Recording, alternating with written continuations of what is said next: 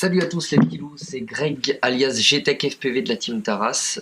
Encore aujourd'hui, donc, on va faire la suite de ce que je vous avais promis, c'est-à-dire qu'on va regarder cette radio et cette radio, la QX7 et la X9D pardon.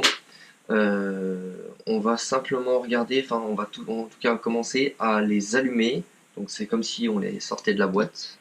On les allume et on va regarder un petit peu comment on navigue dedans, les menus et surtout ce qui va nous intéresser le plus, c'est savoir la version qu'il y a sur chacun des boîtiers. Et on continuera du coup avec la partie logicielle pour les mettre à jour. Allez, c'est parti. Allez, on va commencer.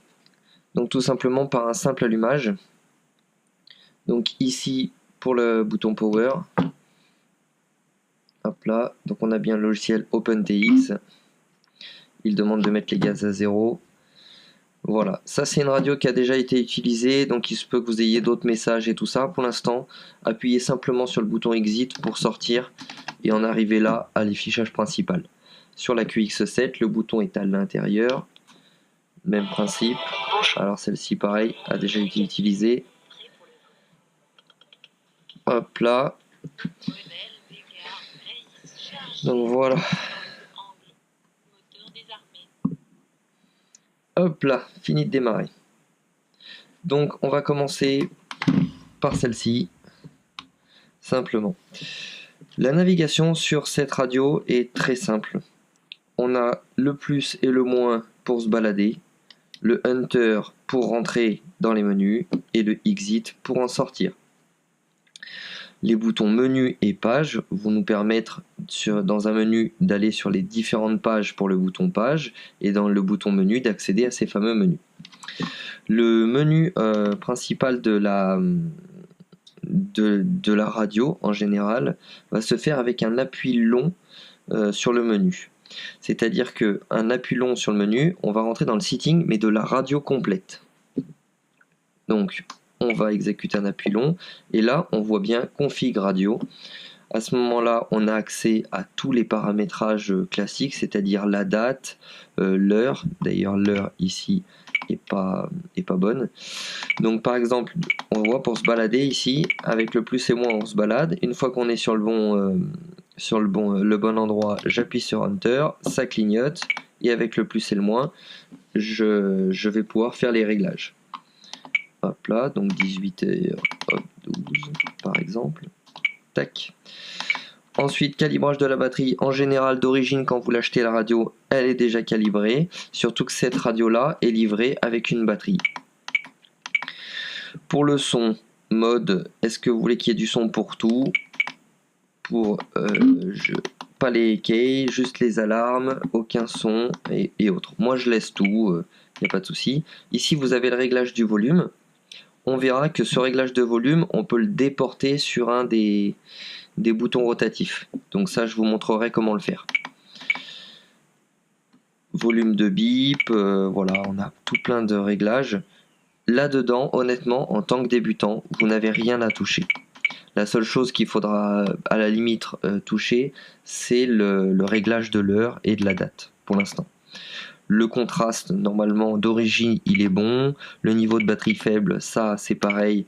Il se débrouille tout seul. Les réglages de base sont largement suffisants. Ici, vous avez la possibilité de choisir la couleur de l'écran. Donc, il y a les rouge, vert, bleu, en passant par le violet, si vous désirez une radio qui fait un peu du violet. Ça, c'est peu importe. Le temps que l'écran d'accueil, donc l'écran d'accueil c'est le fameux logo qui s'affiche au départ, le temps que vous voulez qu'il reste, bref, tout plein de choses qui ne servent pas à grand chose. C'est surtout à la fin donc de ce menu config radio, on voit qu'il y a plusieurs pages, hein. Pour l'instant on est toujours sur la première page sur 9.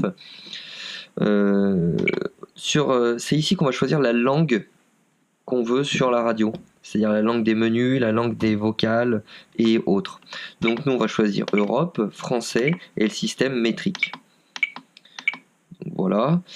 Ensuite tout ça là, le mode, donc ça c'est en fonction de comment vous allez piloter le mode de la radio, du coup avec les directions, gaz et autres, tout ça, c'est ici qu'on peut le choisir, mais on verra qu'on le choisit également quand on va faire la mise à jour de la radio, donc vous embêtez pas tout de suite. Pour passer sur les pages suivantes, il suffit d'appuyer sur le bouton page, ici, donc là on arrive sur la page de la carte SD. Pour l'instant je n'ai pas inséré la carte SD car on n'a pas encore préparé cette carte SD, on va le faire ensemble. Ensuite, page suivante, les fonctions globales. Ensuite, les fonctions globales, on va revenir ensemble. Ça, c'est... on peut donner des fonctions à la radio par rapport à des inters ou autres. Et la fonction globale de la radio, c'est-à-dire que toutes ces fonctions que je vais rentrer dans cette liste-là, vont être actifs pour tous les modèles, c'est-à-dire peu importe quel drone je sélectionne, ça sera effectif tout le temps. Donc par exemple, ici, on pourrait dire tout simplement, donc je vais appuyer sur Enter, je vais faire un petit plus, et je vais demander, par exemple, en bougeant je vais demander, en fait on a accès aux différents inters, donc on peut demander à ce que ces inters fassent quelque chose. Hop là. Voilà. Et moi, ce qui m'intéresse surtout, c'est la fonction on. Ça veut dire que dès l'allumage, donc cette fonction est active dès l'allumage, je passe à l'étape suivante. Dès l'allumage, je vais lui demander un volume, ici. Et ce volume-là, je veux, donc j'appuie sur Enter, ça clignote, et je vais venir titiller mon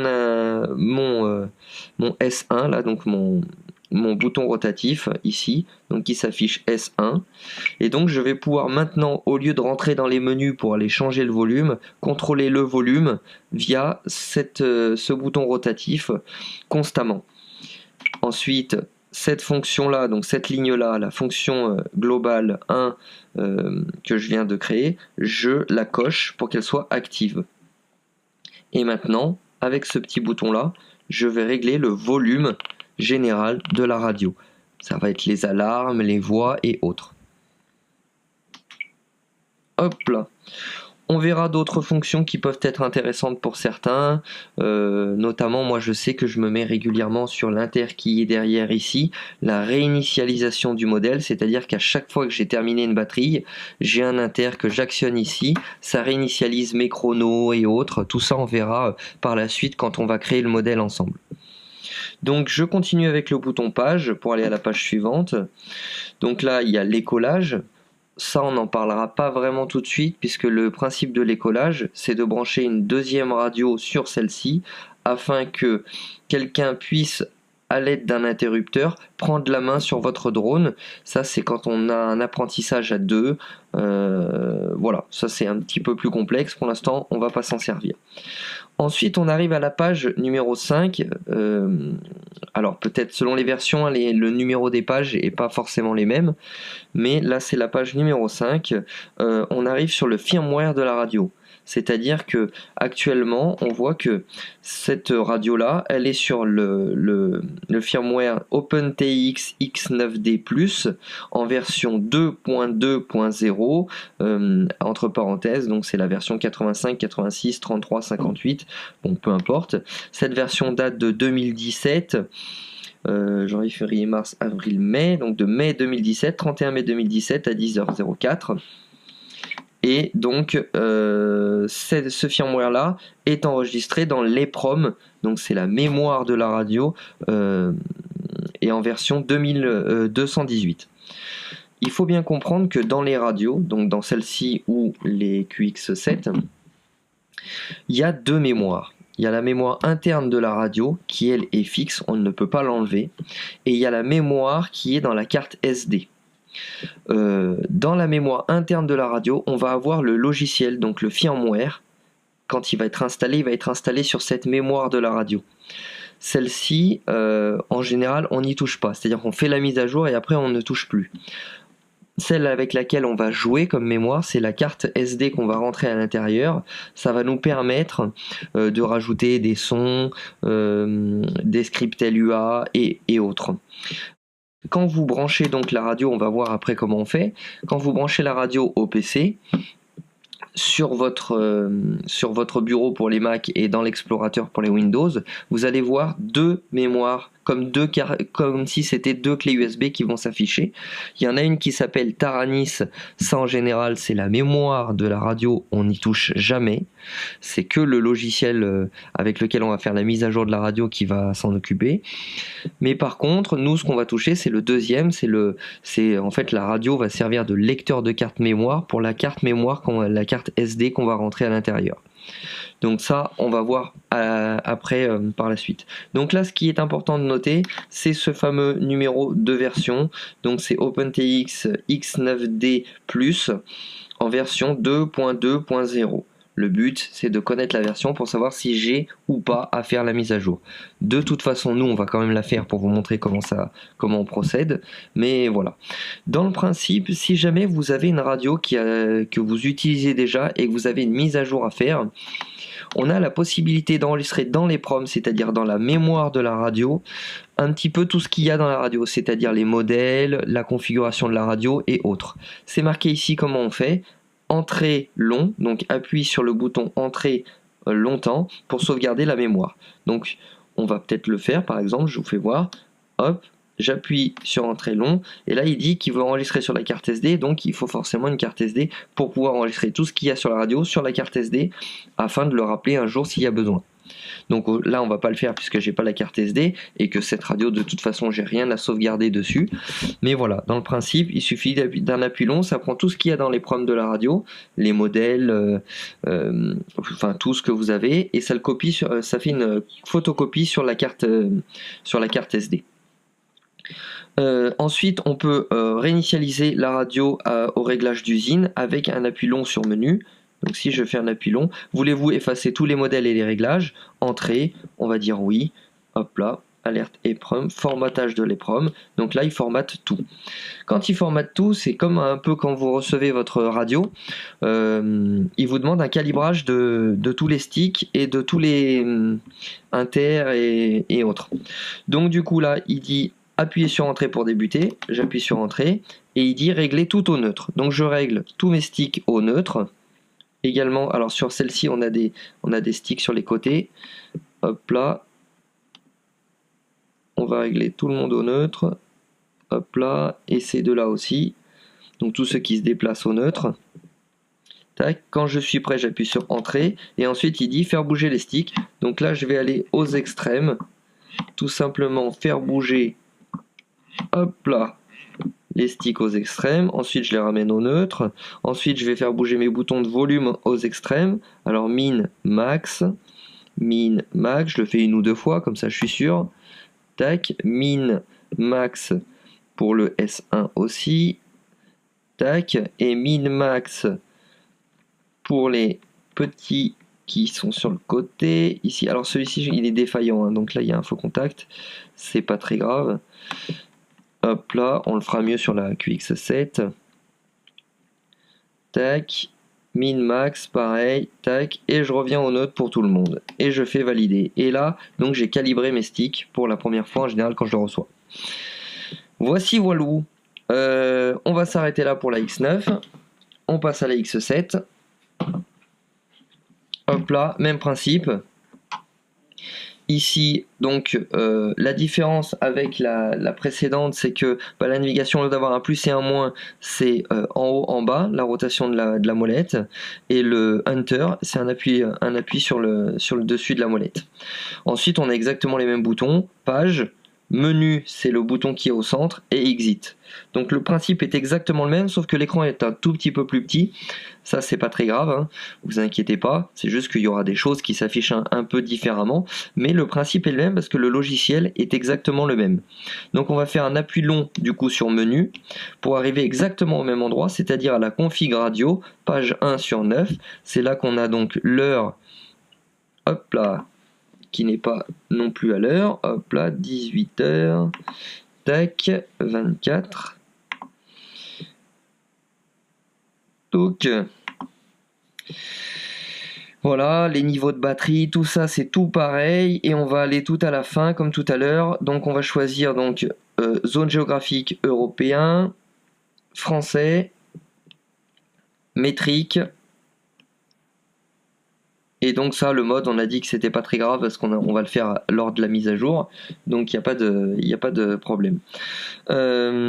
Du coup, on va appuyer sur page pour aller à la page numéro 2. On est dans la carte SD, donc là, moi, ma carte SD sur celle-ci, elle est intégrée, donc en effet, on peut lire tous les menus de la carte SD.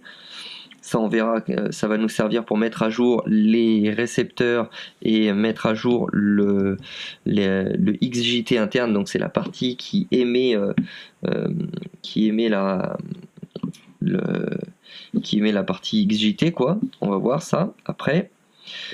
Ensuite, page fonction globale. Donc là, en effet, j'ai mis donc mes deux fonctions que j'aime bien, c'est-à-dire la fonction volume. Donc fonction on, ça veut dire que c'est actif dès l'allumage de la radio. La fonction du volume sur l'interrupteur, enfin sur le bouton rotatif S1 est active. Et ensuite, j'ai mis sur l'interrupteur SF. Donc cette fonction sera active que si je fais l'action du SF, donc c'est l'interrupteur qui est derrière, je demande à une remise à zéro de tout le modèle. Donc ça, on verra après à quoi ça sert ensemble quand on fera la création des modèles. Ensuite, page. Ici, j'arrive sur la fameuse page de l'écolage. Pour l'instant, j'en ai pas besoin. Et là, dans la version, donc cette version-là, c'est la 2.2.0 85 86 33 56 58 qui date un peu plus récente du 19 juillet 2017. Même principe pour les proms, un appui long pour sauvegarder ou un appui long sur menu pour remettre au réglage d'usine. Voilà, il y a d'autres, on peut continuer, donc si on va un peu plus loin, on se retrouve au niveau du calibrage de la batterie, les différents manches et tout ça. Ça, nous, on va pas y toucher, on n'en a pas besoin. Cette radio est très complète, c'est-à-dire que on peut faire énormément de choses avec. Nous, en Drone Racer, on va utiliser que très peu de fonctions. Donc, comme ces tutos sont destinés aux débutants, on va s'en tenir à juste ce dont on a besoin pour l'instant. On verra plus tard pour faire d'autres tutos, pour aller un petit peu plus loin, mais voilà. Donc, si on continue dans les pages, la dernière page, c'est la fameuse page de la calibration. C'est pareil que quand on fait la réinitialisation de la radio. On a donc la possibilité de calibrer quand on veut, si on sent qu'on a des problèmes sur les sticks ou les boutons rotatifs, on peut recalibrer tout simplement les boutons rotatifs si on en a besoin. Là, je ne vais pas le faire parce que j'en ai pas besoin. Vous avez compris le principe tout à l'heure, comment ça fonctionnait. Voilà. Le principe de navigation, quand j'appuie sur page, ça passe à la page 1, 2, 3 et 4. Donc ça, c'est pour passer sur les différentes pages du menu dans lequel on est. Si on veut revenir en arrière en évitant de refaire tout le tour des menus, tac, tac, tac, tac, tac, 8, 9 et ensuite 1, on fait un appui long sur page et hop, ça revient une page en arrière. Petite astuce qui peut être assez pratique parfois. Un appui long sur Exit pour revenir au menu classique. C'est exactement la même chose sur la X9D, pas de souci. Si on continue un petit peu dans la navigation, très simple, donc on a vu qu'un appui court sur menu, un appui long sur menu, c'est la config de la radio.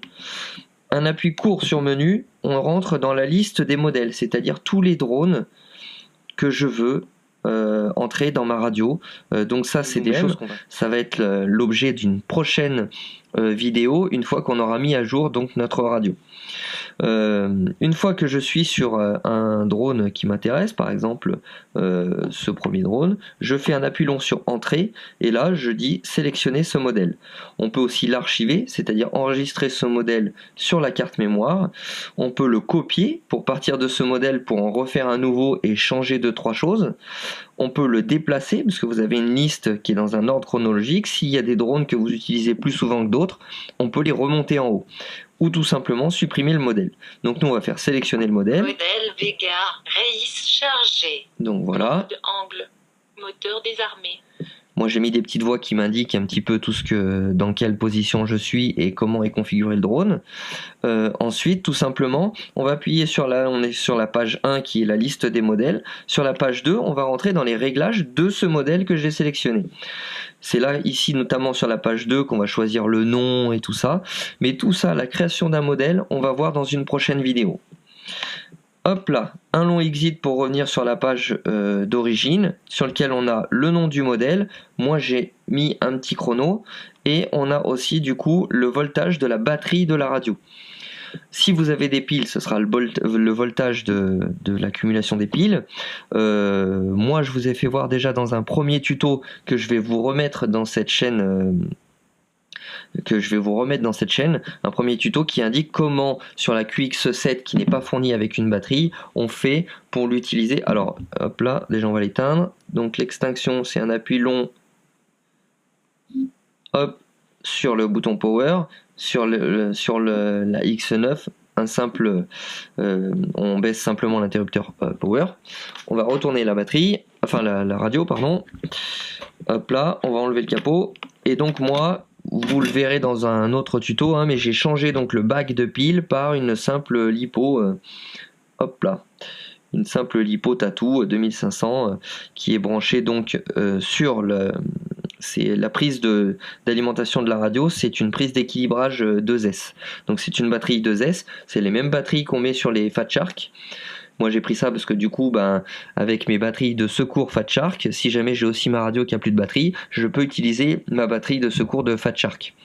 Et pour ne pas abîmer donc la carte électronique, j'ai bien mis une petite rallonge de prise d'équilibrage 2S, comme ça quand je débranche ma batterie pour la recharger, je n'abîme pas, je ne tire pas sur le connecteur de la carte électronique à l'intérieur.